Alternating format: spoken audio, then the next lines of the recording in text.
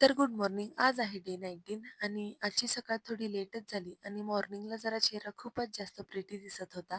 त्यानंतर मी आवरून वगैरे क्लासला जाऊन आले, कारण संडे असला तरी लर्निंग थांबत नाही आणि आजपासून मी न्यू स्टार्ट केलं आहे, की प्रत्येक संडेला काही ना काही स्किन केअर करायचं.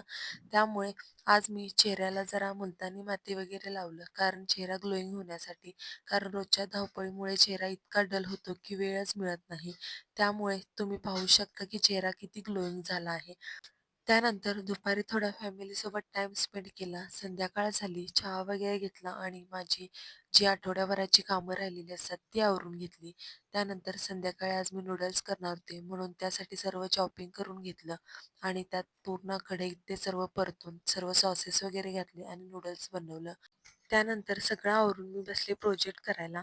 तर असा गेला माझा संडे. तुमचा कसा गेला नक्कीच कमेंट करा आणि गुड नाईट.